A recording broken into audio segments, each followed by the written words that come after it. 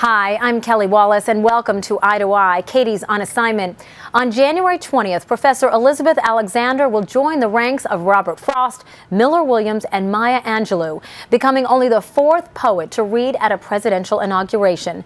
Byron Pitts spoke to Alexander about what the honor means in light of this historic event.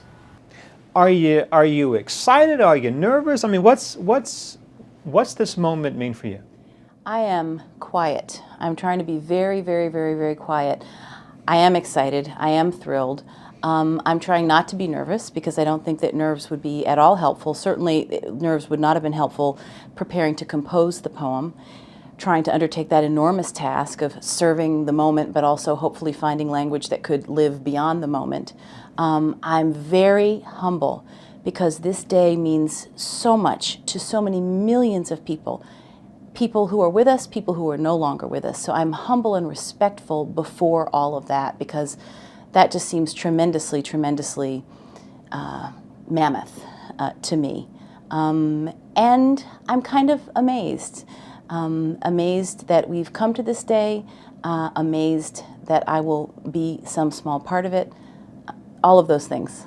You're now the fourth person ever, and the legendary names that you follow. Your thoughts about that? Well, what's interesting is that along with many other poet friends of mine, we all assumed that there was a much longer tradition. It feels as though there should be a poem at the inaugural ceremony. We know about those famous people and those, iconic stories of Robert Frost, the paper blowing in the wind, the glittering white snow.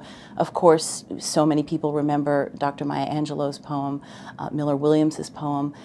So it's really not yet a tradition. I hope that it will continue to become a tradition even as we think back to those monumental performances and poems.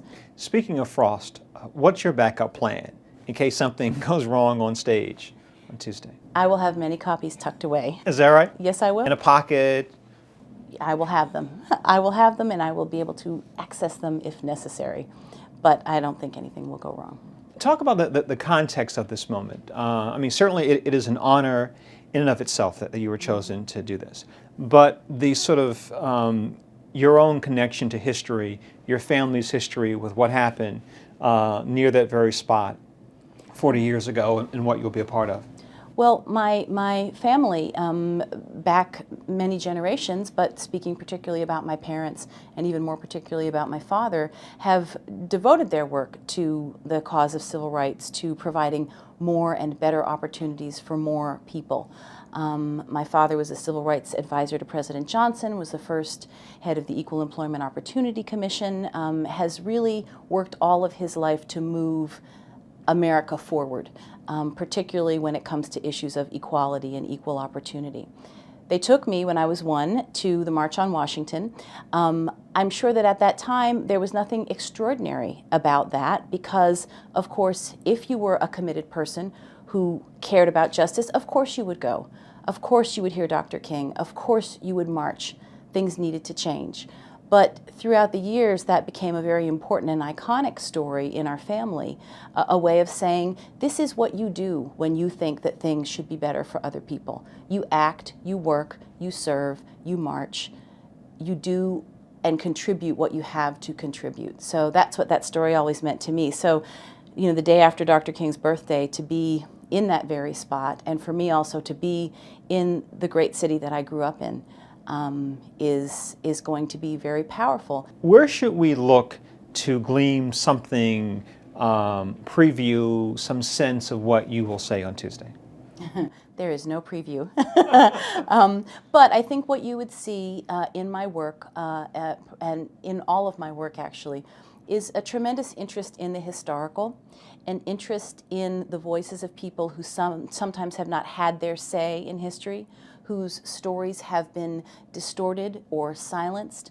I have found that poetic exploration is a way that I can sometimes imaginatively play with some of those historical stories and not so much set the record straight, but let us hear from voices that we don't always get to hear from.